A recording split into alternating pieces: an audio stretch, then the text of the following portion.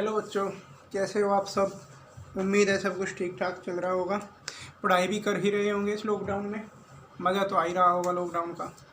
खैर, यहाँ पर मैंने होमोजीनियस डिफरेंशियल इक्वेशन वाला एक टॉपिक कुछ बचा हुआ था। एक्चुअली डिफरेंशियल इक्वेशन वाला चैप्टर लगभग कंप्लीट हो चुका है। 2-3 बातें इसमें बची हैं। एक तो मुझे आपका जो वर्ड प्रॉब्लम है वे मैंने रोक के रखी है। वर्ड प्रॉब्लम का एक सेपरेट वीडियो बनाऊंगा। उसके अलावा होमोजीनियस वाली में मैंने एक क्वेश्चन आपको रुकवा दिया था। इसी तरीके से 2-3 क्वेश्चन मैंने आपसे जो लीनियर डिफरेंशियल इक्वेशन है उसके रुकवा रखे थे। तो इस वीडियो में वे क्वेश्चन क्यों रुकवाए थे मैंने, क्योंकि एक्चुअली जैसे होमोजीनियस डिफरेंशियल इक्वेशन में ना 2 टाइप होते हैं। फर्स्ट टाइप के बारे में हम ऑलरेडी बात कर चुके हैं। ये मान के चलो कि 90% केसेज में टाइप फर्स्ट यूज होगा। लेकिन एक सेकंड टाइप भी है। एक दूसरे टाइप का कोई रिटर्न नहीं है कि ये टाइप फर्स्ट है ये टाइप सेकंड है। मैं आपको बता रहा हूँ कि 2 तरीके की होती है होमोजीनियस डिफरेंशियल इक्वेशन। एक इस टाइप की, ये वाली हम डिस्कस कर चुके हैं पहले ही। इसमें क्या है कि dy/dx को हम एक फंक्शन f(x, y) के बराबर मानते हैं कि x और y में कुछ मिला जुला होता है। dy/dx बराबर, इस वाली कंडीशन में y बराबर vx पुट किया जाता है और dy/dx की वैल्यू v + x dv/dx रखी जाती है। इतना काम करते हैं। तो अगर तुमने इसकी अच्छी खासी प्रैक्टिस की है, 8-9 क्वेश्चन इसके ऊपर किए हैं कि y बराबर vx और dy/dx equal to v + x dv/dx, हर क्वेश्चन में यही काम किया जाता है। आपने देखा भी होगा, बिल्कुल सेम प्रोसीजर है। हालांकि थोड़ा सा कुछ बच्चों ने कहा कि लॉन्ग है क्वेश्चन, तो लॉन्ग तो पढ़ते हैं। देखो 6 नंबर का नहीं आता, 4 नंबर का क्वेश्चन आता है, लेकिन गारंटीड आता है। या तो लीनियर से आएगा या इससे आएगा। तो लॉन्ग तो ज़रूर है। मैं ये नहीं कहूँगा कि हाँ भाई लॉन्ग नहीं है, लेकिन आसान है। एक ही प्रोसीजर फॉलो करना है आपको, स्टेप वाइज करते चले जाओ, क्वेश्चन हो जाएंगे। तो जिसने ये वैरायटी की है, अब मैं सेकंड टाइप बताता हूँ। टाइप सेकंड में क्या फर्क आ जाता है कि यहाँ तो dy/dx है, उसमें dx/dy बनता है। इधर x और y की ही मिली जुली टर्म्स होंगी, x और y की ही मिली जुली टर्म्स होंगी। इस स्थिति में पुट किया जाता है x = vy, मतलब बिल्कुल सेम प्रोसीजर है, बस x और y का इंटरचेंज है। x और y का इंटरचेंज। यहाँ तो y बराबर vx रखा जाता है, इस वाले में x = vy and dx/dy = v + y dv/dy। पूरे में देखना, जहाँ भी x आया उसकी जगह y लिख दिया गया और y की जगह x। ये टाइप सेकंड है। अब बात ये आती है कि हमें कैसे पता चलेगा कि वो टाइप फर्स्ट की है कि टाइप सेकंड है। किस में हम dy/dx बनाए और किस में dx/dy बनाए। उसके लिए आप एक्सरसाइज 9.5 खोलिए एक बार। तो इस एक्सरसाइज में आप क्वेश्चन नंबर 7, 8 और 9, इन्हें अगर एक बार आप ध्यान से देखेंगे तो सब में साइन कोस के अंदर y/x लिखा हुआ है। y/x। तो जिसमें y/x लिखा होता है वो तो dy/dx टाइप की बनती है, यानी फर्स्ट टाइप की इक्वेशन बनती है। लेकिन जैसे ही आप क्वेश्चन नंबर 10 पर चलेंगे, 10 में e की पावर के ऊपर लिखा हुआ है x/y। x/y, बार बार x/y वाली टर्म रिपीट हुई है। तो जिसमें x/y रिपीट होता है मतलब वो सेकंड टाइप की है, dx/dy वाली। पहचान हो गई। जिसमें y/x वाली टर्म क्रिएट होती हो वो फर्स्ट टाइप रहेगा, जिसमें x/y होगा वो सेकंड टाइप रहेगा। पहचान के लिए, जैसे y/x में y ऊपर है तो dy/dx, x/y में x ऊपर y नीचे, तो यहाँ भी dx/dy। अब तरीका बिल्कुल सेम यही है। आप देख सकते हैं, मैं 10 क्वेश्चन आपको करके दिखाता हूँ, कुछ भी चेंजेज नहीं आएगा, बिल्कुल सेम प्रोसीजर फॉलो होगा। सबसे पहले हम क्या करते थे, सबसे पहले dy/dx की टर्म को अलग किया जाता था। यहाँ भी वही होगा, बस यहाँ dy/dx ना बनाकर आप बनाओगे dx/dy। तो उसके लिए सबसे पहले dy वाली टर्म को उधर लेके जाते हैं। जैसे उधर लेके जाओगे ये साइन चेंज हो जाएंगे। इधर रहेगा 1 + e⁻x/y dx, और आप इनको उधर लेके जाओगे तो e⁻x/y, x/y - 1 लिख देते हैं इसका साइन चेंज करके, इंटू dy। अब आपको dx/dy क्रिएट करना है, तो dx के अपोन में आप dy लेके आएंगे। तो dy के साथ ये मल्टीप्लाई में था, पूरा ऊपर बना रहेगा e⁻x/y, x/y - 1, और अपोन में जो dx के साथ था वो भेज दोगे आप। ये बन जाएगा 1 + e⁻x/y। ये पूरा आपने बना लिया dx अपॉन dy। इसके बाद आगे क्या प्रोसीजर था कि y equal to v x रखते थे, यहाँ पर x equal to v y रखेंगे।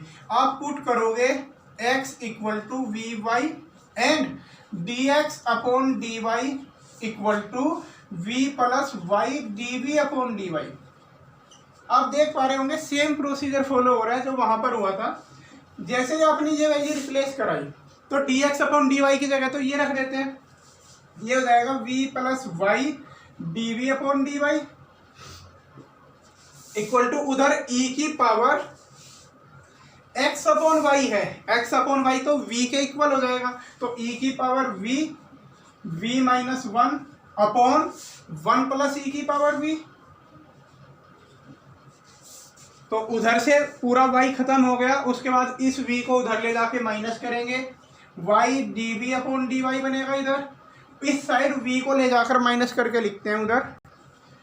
v को माइनस करने के बाद आप एलसीएम लोगे, वन प्लस e की पावर v एलसीएम आएगा, e की पावर v के अंदर मल्टीप्लाई कराई तो e की power v into v minus e की पावर v, फिर माइनस v की इसमें कराएंगे, माइनस v e की पावर v। अब इसमें v e की पावर v कैंसिल आउट हो जाएगी, ये दोनों टर्म को हम कैंसिल कर देते हैं।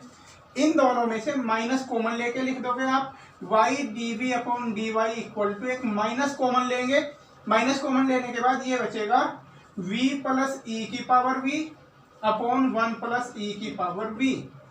इतना कर लोगे। उसके बाद वेरिएबल सेपरेट करेंगे, dv की तरफ ये वाली टर्म आएंगी, तो क्वेश्चन आपका यहाँ तक पहुंच जाएगा वन प्लस e की पावर v dv। तो जैसे ही आप इधर मल्टीप्लाई में भेजोगे ये बनेगा वन प्लस e की power v upon v plus e की पावर v, dv की तरफ ये रहेगा और उधर dy अपॉन y। अब अगर आपने इंटीग्रेशन सही से तैयार कर रखा है तो आप इसका इंटीग्रेशन अच्छी तरह कर सकते हैं। हमेशा जब फ्रैक्शन आए तो सबसे पहले देखा करो कि नीचे वाले को t मान के वो मिलता है कि नहीं, तो ऑब्वियसली वो मिल जाएगा क्योंकि v का डिफरेंशिएशन 1 और e की पावर v का e की पावर v रहेगा। तो जैसे इसे t लेट करोगे ये dt अपॉन t हो जाएगा, यानी कि आंसर बनेगा log v प्लस e की power v equal to log y और प्लस log c लिख दो उसको। अब यहाँ से ये बच जाएगा हमारा v प्लस e की power v equal to, log की प्रॉपर्टी यूज कर लेंगे, log ये इक्वल टू log cy, तो ये cy बन जाएगा। उसके बाद आप v की वैल्यू रख देंगे, v x अपॉन y के बराबर है तो वैल्यू रखते ही x upon y plus e की power x upon y equal to cy। बस इसके बाद जैसा भी आंसर दे रखे आप इसे मैच करा लोगे, ठीक है। तो आपने देखा सेम वही है जो फर्स्ट टाइप में था, तो आपको प्रैक्टिस फर्स्ट टाइप की करनी है, लेकिन थोड़ा सा ध्यान सेकंड वाले का भी रखना है कि जिसमें साइन कोस वगैरह के अंदर x अपॉन वाई की टर्म दिख जाए आपको, या log के अंदर या e की पावर में, तो समझ जाना वो सेकंड टाइप की होमोजीनियस डिफरेंशियल इक्वेशन है।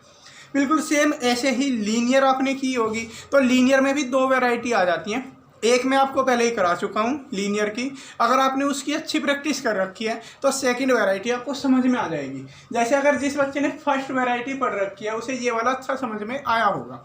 ऐसे अब एक लीनियर का करके देखते हैं सेकंड टाइप का। तो जिसने लीनियर का ये फर्स्ट टाइप किया है, फर्स्ट टाइप में क्या था, dy upon d x plus p y equal to Q.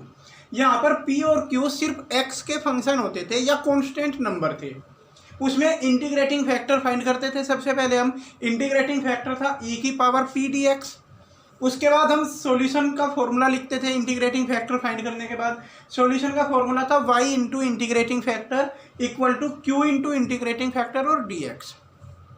अब जो सेकंड वैरायटी है ना, बिल्कुल होमोजीनियस की तरह इंटरचेंज कर देना है। जैसे होमोजीनियस में x की जगह y और y की जगह x आ गया ना, सेम वही इंटरचेंज होना है कि वो होगा dx upon dy plus p x equal to q. यहाँ पी वाई था उसमें पी एक्स होगा, इसमें p और q x के फंक्शन थे, यहाँ पर p और q y की टर्म्स में होंगे। यानी इस वाली को हम कैसे पहचानते थे कि जिस इक्वेशन में y सिर्फ एक जगह आया हो, y की पावर 1 के साथ y² ना हो, कहीं y³ ना हो, साइन y log y कुछ ना हो, सिर्फ एक सिंगल y हो, तो वो टाइप फर्स्ट था। जिसमें एक सिंगल एक्स दिखाई दे जाए आपको तो समझ जाना कि वो सेकंड टाइप होगा, कि वाई 2-3 जगह आया है लेकिन एक्स सिर्फ एक जगह आया, वो भी एक्स की पावर 1 के साथ, तो वो सेकंड टाइप का होगा। और इस वाले में इंटीग्रेटिंग फैक्टर इसका था ई की पावर पी डी एक्स, इसका पी डी वाई हो जाएगा।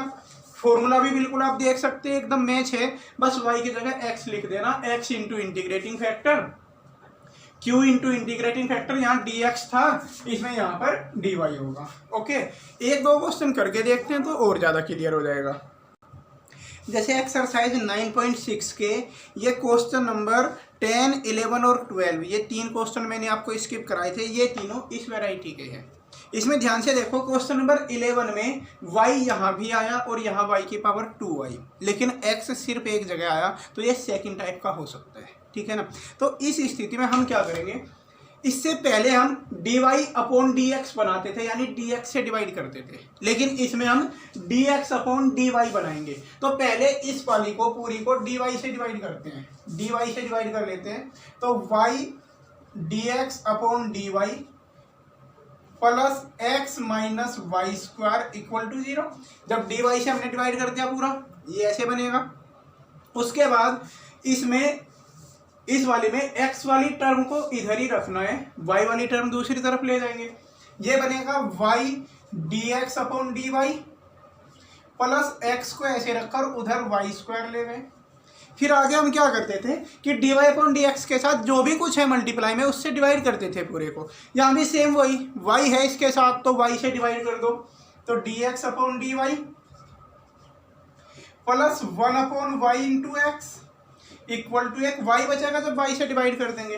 तो इसमें ये जो 1 अपॉन वाई इंटू एक्स और ये y हो गया, तो ये p हो जाएगा और ये q हो जाएगा। p और q आपने सेपरेट कर लिए, p 1 अपॉन वाई और q की वैल्यू y, ये अलग करिए। अब आपका काम है इंटीग्रेटिंग फैक्टर फाइंड करना। तो इंटीग्रेटिंग फैक्टर का फॉर्मूला भी चेंज हो गया थोड़ा सा, p dy है e की पावर, तो e की power 1 upon y dy, 1 upon y का इंटीग्रेशन log y होगा, तो e की पावर log y, e से log कैंसिल होने के बाद y आ जाएगा, मतलब इंटीग्रेटिंग फैक्टर y आया। जब इंटीग्रेटिंग फैक्टर फाइंड कर लिया तो सॉल्यूशन करते हैं, x into integrating factor equal to q तो y के इक्वल है, इंटू इंटीग्रेटिंग फैक्टर dy। अब y इंटू वाई मिलकर ये वाई स्क्वायर हो गया, वाई स्क्वायर, ये तो एक्स वाई और वो वाई स्क्वायर हुआ, वाई स्क्वायर का इंटीग्रेशन होगा वाई क्यूब अपॉन 3 प्लस सी।